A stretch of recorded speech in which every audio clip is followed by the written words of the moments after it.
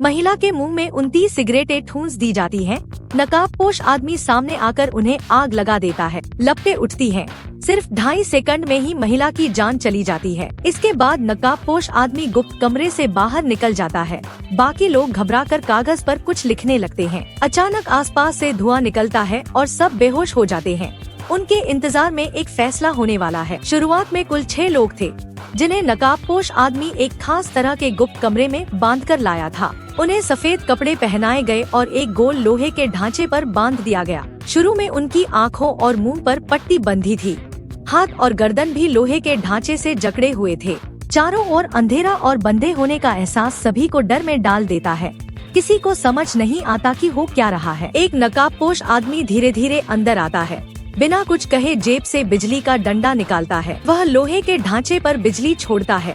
तेज झटकों से सब तड़पने लगते हैं। पूरे 5 मिनट बाद वह रुकता है। फिर एक एक करके सबकी आंखों से पट्टियां हटाता है और उनके नाम पुकारता है। तभी उन्हें दिखता है कि आदमी ने नकाब पहना हुआ है और उनके सिर के दोनों ओर पट्टियां लगी हैं, जिससे वे आसपास नहीं देख सकते। तब नकाबपोश आदमी बोलता है कि उन्हें यहाँ सजा देने के लिए लाया गया है। सभी ने कभी न कभी एक ही भयानक गलती की है, इसलिए अब उन्हें प्रायश्चित का मौका दिया जा रहा है। लेकिन इससे पहले कि वे कुछ समझ पाते, नकाबपोश आदमी फिर से बिजली के डंडे से लोहे के ढांचे पर वार करता है। आसपास फिर धुआं भर जाता है और सब बेहोश हो जाते हैं। जब होश आता है तो मुंह की पट्टियां हटा दी गई होती हैं। सब पागलों की तरह चिल्लाने लगते हैं। समझ नहीं आता कि वे यहाँ क्यों हैं, लेकिन जितना भी छटपटाते हैं कोई फायदा नहीं होता। आवाज सुनकर नकाबपोश आदमी अंदर आता है और दुबले आदमी के पास बैठता है। वह उसे गालियां देने लगता है। तभी नकाबपोश बिजली का डंडा निकालकर उसके मुंह पर चला देता है। बाकी लोग भी उसकी चपेट में आ जाते हैं और थोड़ी देर में वह शांत हो जाता है। नकाबपोश आदमी कहता है कि उनके पास जिंदा बचने का एक मौका है। उन्हें अपनी जिंदगी की सबसे बड़ी गलती बतानी होगी। सही जवाब देने पर उन्हें छोड़ दिया जाएगा। तब दाजुआंग पूछता है कि कहां से शुरू करें। सामने वाला कहता है सिर्फ अपने गुनाह बताओ। पास खड़ी शियाओ में कहती है कि वह हमेशा किसी को मारना चाहती थी। यह सुनकर बाकी लोग भी अपने अपने जवाब देने लगते हैं। दाजुआंग कहता है कि उसने कई लड़कियों के साथ खेल किया है, लेकिन इतना बड़ा गुनाह नहीं किया। 2 बिजली के झटके काफी हैं। लंबे बालों वाली लड़की कहती है कि उससे कोई गलती नहीं हुई, बस माँ के साथ 10 साल आराम से रही, जिससे वह आगे नहीं बढ़ पाई। लेकिन इसे गलती नहीं कहा जा सकता। अंडाकार चेहरे वाली लड़की कहती है कि उसे नहीं पता था कि उसका बॉयफ्रेंड शादीशुदा है। अनजाने में वह दूसरी औरत बन गई। अब उसे अपनी गलती का एहसास है। ल्यू हैनान कहता है कि वह सिर्फ एक आम नौकरी पेशा आदमी है। दुबले आदमी ने कभी कभार चोरी की थी, लेकिन किसी का भी जवाब नकाबपोश आदमी को पसंद नहीं आता। दुबला आदमी फिर से गालियां देने लगता है और बदले में उसे सिर्फ बिजली का झटका मिलता है। नकाबपोश आदमी कहता है कि क्या ज्यादा सिर चढ़ा दिया है। तभी उसे लगता है कि बिजली का डंडा शायद डिस्चार्ज होने वाला है। वह चार्ज करने के लिए गुप्त कमरे से बाहर चला जाता है। उसके जाते ही सब जोरदार बहस करने लगते हैं। नकाबपोश ने कहा था कि उन्होंने माफ न किए जाने वाले काम किए हैं, लेकिन किसी ने किसी की हत्या नहीं की, नहीं कोई बहुत बड़ा गैर कानूनी काम किया है। सबको लगता है कि वह आदमी जरूर कोई सनकी कातिल है। तभी ल्यू हैनान सबको सावधान रहने को कहता है। हो सकता है नकाबपोश बाहर से सब देख रहा हो, कहीं कैमरा या सुनने का यंत्र लगा हो। फिर सब एक दूसरे को दोष देने लगते हैं। सोचते हैं कि किसी एक की गलती ने सबको फंसा दिया है। तेज बहस शुरू हो जाती है। दाजुआंग जल्दी से सबको रोकता है और कहता है कि शांत होकर बाहर निकलने का तरीका सोचना चाहिए। तभी उन्हें पता चलता है कि गोल लोहे का ढांचा हिल सकता है। जैसे ही वे मिलकर घुमाने की सोचते हैं, नकाबपोश आदमी अंदर आ जाता है और उसके हाथ में एक बाल्टी भर पेन होते हैं। बाकी लोग भले ही देख नहीं पा रहे थे, लेकिन ल्यू हैनान की चीखें सुनकर वे उसके साथ हो रही यातना का अंदाजा लगा सकते थे। थोड़ी ही देर में उसकी आवाज बंद हो गई। बचे हुए सभी लोग बुरी तरह डर गए। उन्हें समझ आ गया कि शायद एक इंसान मर चुका है। तभी नकाबपोश आदमी ने उन्हें जल्दी सोचने को कहा, वरना अगला नंबर उनमें से किसी का भी हो सकता है। इसके बाद चारों ओर फिर से धुआं फैल गया। जब सबकी आँख खुली तो उन्होंने देखा कि अंकल के दाएं हाथ की लोहे की जंजीर गायब थी। सबने अनायास ही अपनी गर्दन की जंजीर खींचने की कोशिश की, लेकिन वह जरा भी नहीं हिली। किसी ने सवाल उठाया कि नकाबपोश आदमी ने उन्हें ढीला क्यों किया, क्या वह उनके साथ खेल खेल रहा है? लेकिन दाजुआंग ने कहा कि अभी इन बातों पर सोचने का समय नहीं है। उसने सबसे कहा कि उसके साथ मिलकर एक ही दिशा में लोहे के ढांचे को घुमाएं, शायद कोई सुराग मिल जाए। हालांकि सब अंदर से बेहद डरे हुए थे, फिर भी उन्होंने हामी भर दी। दाजुआंग के निर्देश पर ढांचा घड़ी की दिशा में आधे से ज्यादा घूम गया। अचानक लंबे बालों वाली लड़की चीख पड़ी। दाजुआंग ने तुरंत पूछा, क्या हुआ? क्या नकाबपोश आदमी अंदर आ गया है? लेकिन उसने कहा कि नहीं, बस घबराकर सबको जल्दी घुमाने को कह रही थी। थोड़ी ही देर में ढांचा और थोड़ा घूमा, तभी अचानक वह रुक गया और हिलना बंद हो गया। दुबले आदमी ने पूछा, कौन रुक गया है? इसी पल दाजुआंग खुद हैरान रह गया, क्योंकि उसने जमीन पर कटी हुई उंगली देखी। लगता है लंबे बालों वाली लड़की ने यही देखा था, इसलिए डरकर चीख पड़ी थी। अगले ही पल दाजुआंग ने खुद को संभाला और ढांचा फिर घुमाने लगा। जल्द ही दुबला आदमी उस कटी उंगली के सामने आ गया। उसने उंगली पर लगी बॉल पेन उठाकर छुपा ली। उसी समय नकाबपोश आदमी फिर से गुप्त कमरे में दाखिल हुआ। दाजुआंग ठीक दरवाजे के सामने था। नकाबपोश ने उसे देखा, लेकिन हैरानी नहीं दिखाई। दाजुआंग डर गया कि शायद अगला वही होगा जिसे मार दिया जाएगा। लेकिन नकाबपोश सीधे दुबले आदमी के पास गया, झुककर पूछा कि क्या उसने जवाब सोच लिया है। दुबले आदमी ने जवाब देने के बजाय बॉल पेन निकालकर पूरी ताकत से उसके गले में घोंप दिया। मगर सामने वाला वाकई बेरहम निकला। वह बिना आवाज किए खड़ा हुआ और बोलता रहा।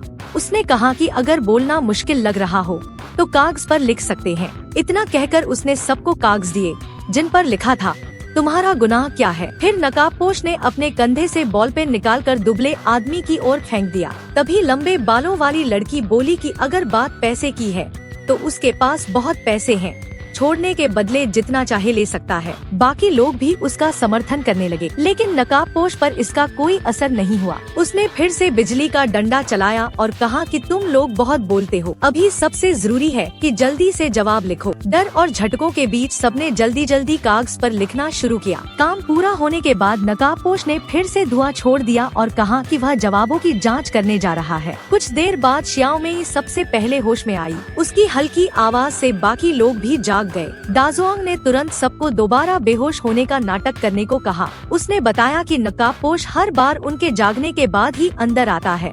शायद उसे धुएं का सही असर समय भी नहीं पता, इसलिए सबने आंखें बंद कर ली और धीरे धीरे फुसफुसाते हुए भागने का तरीका सोचने लगे। तभी उन्हें एहसास हुआ कि अब उनके दोनों हाथ आजाद थे। वे कुछ करना चाहते थे, लेकिन समझ नहीं आ रहा था कि क्या करें। उन्होंने हालात का विश्लेषण करना शुरू किया। नकाबपोश ने कहा था कि उन्होंने सबसे बड़ा गुनाह किया है, इसलिए वे सभी किसी न किसी तरह आपस में जुड़े हुए हैं। सबने एक दूसरे से अपने पेशे पूछे, लेकिन पूछताछ के बाद पता चला कि सब अलग अलग क्षेत्रों से हैं।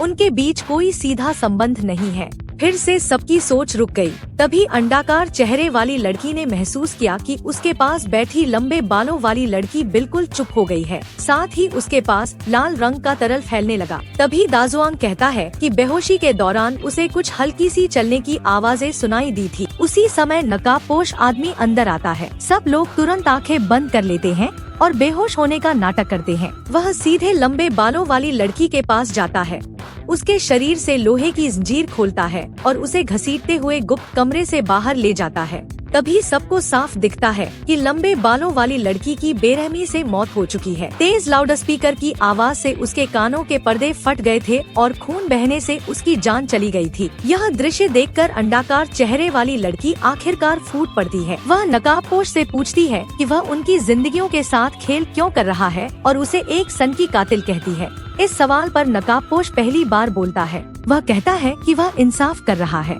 तुम सबने कभी न कभी एक इंसान को चोट पहुंचाई थी। वह इंसान आज तक उस अंधेरे से बाहर नहीं निकल पाया, लेकिन तुम लोगों को याद भी नहीं कि तुमने क्या किया था। अंडाकार चेहरे वाली लड़की कुछ इशारा मांगती है, लेकिन नकाबपोश चुप रहता है। वह फिर से धुआं छोड़ देता है। यह देखकर सब घबराकर कागज पर वह गलती लिखने लगते हैं, जो उन्हें सबसे गंभीर लगती है। सब मन ही मन दुआ करते हैं कि अगला नंबर उनका न हो। कुछ शब्द लिखने के बाद वे फिर बेहोश हो जाते हैं। जब होश आता है तो देखते हैं कि सिर के दोनों ओर लगी पट्टियां हटा दी गई हैं। अब वे एक दूसरे को देख सकते थे, लेकिन फिर भी वे एक दूसरे को पहचान नहीं पाते। इसी बीच दुबला आदमी देखता है कि अंडाकार चेहरे वाली लड़की के आसपास की पट्टियां अब भी नहीं हटाई गई हैं। वह कुछ कहना चाहता है, लेकिन उसका मुंह बंद होने के कारण आवाज नहीं निकलती। उसी समय नकाबपोश अंदर आता है। अंडाकार चेहरे वाली लड़की के पास जाता है, लाइटर निकालता है और उसके मुंह में ठूंसी गई 29 सिगरेटों को जला देता है। थोड़ी ही देर में निकोटिन और धुएं के असर से अंडाकार चेहरे वाली लड़की पूरी तरह शांत हो जाती है। बाकी लोग यह देखकर अपने डर पर काबू नहीं रख पाते और जल्दी जल्दी कागज पर अपनी आखिरी गलती लिखने लगते हैं। फिर से धुआं फैलता है। दुबला आदमी जल्दी से अपना जवाब लिखता है और बॉल पेन छुपा लेता है। दृश्य बदलता है और दाजुआंग सबसे पहले होश में आता है। वह देखता है कि उसकी गर्दन की जंजीर भी गायब हो चुकी है। पीछे मुड़कर वह देखता है कि शियाओ मेई और दुबला आदमी अब भी बेहोश है। फिर वह दरवाजे की ओर देखता है और पाता है कि नकाबपोश को उसके जागने का पता नहीं चला है। वह धीरे से बाकी दोनों को जगा देता है और सुझाव देता है कि उन्हें मिलकर नकाबपोश को मार देना चाहिए, तभी वे जिंदा बच सकते हैं। उसे यह भी दिखता है कि दुबले आदमी के हाथ में एक बॉल पेन है। इसी बीच नकाबपोश भारी कदमों से अंदर आता है।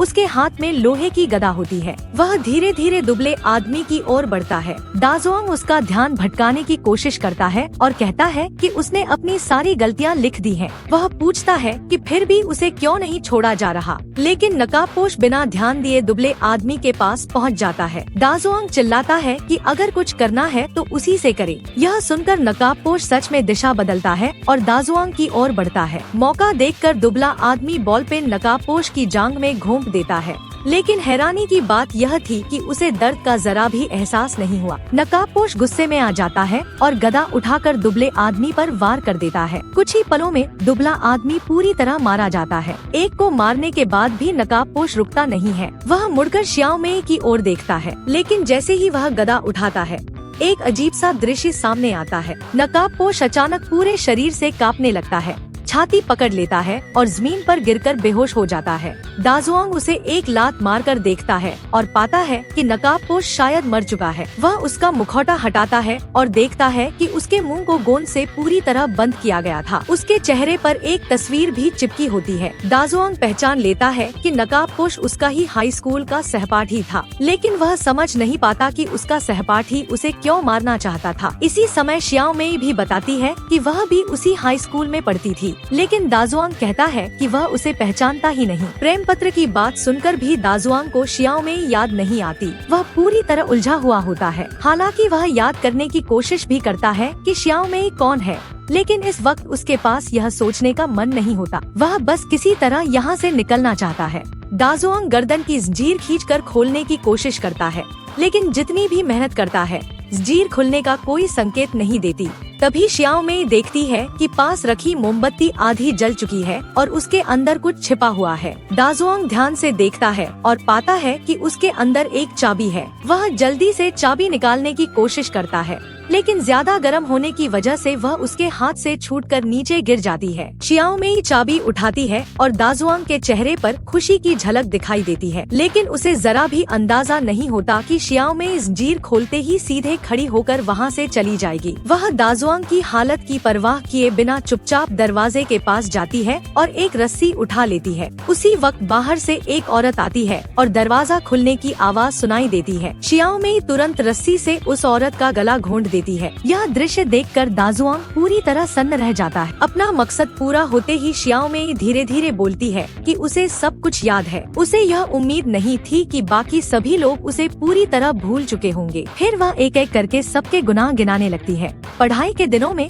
वह दाजुआंग को बहुत पसंद करती थी। आखिरकार दोस्तों के उकसाने पर उसने उसे एक प्रेम पत्र लिखकर अपने दिल की बात कही, लेकिन दाजुआंग ने न सिर्फ उसे ठुकरा दिया, बल्कि उस प्रेम पत्र को सबके सामने पढ़कर मजाक बना दिया। इससे अंडाकार चेहरे वाली लड़की और लंबे बालों वाली लड़की ने उसका खूब मजाक उड़ाया। इतना ही नहीं, उस कमरे में मौजूद 3 लड़के और नकाबपोश आदमी भी स्कूल के बाद उसे एक संकरी गली में घेर लेते थे। वे उसके हाथ में बॉल पेन घोंपते थे और दाजुआंग उस समय भूगोल की टीचर के साथ खड़ा रहता था, वही टीचर जिसे शियाओ मेई ने अभी गला घोंटकर मारा था। इस घटना ने शियाओ मेई के दिल पर ऐसा घाव छोड़ा जो कभी नहीं भरा। वह सब कुछ दिल में समेटे रही और बदला लेने का इंतजार करती रही। बड़ी होने के बाद उसने उन सभी लोगों को पकड़वाया जिन्होंने कभी उसका मजाक उड़ाया था। उसने नकाबपोश आदमी के सीने में हाई वोल्टेज का उपकरण लगा दिया था। जैसे ही वह बटन दबाती, नकाबपोश को करंट लगता। 5 सेकंड से ज्यादा समय तक करंट रहने पर उसका दिल बंद हो जाता।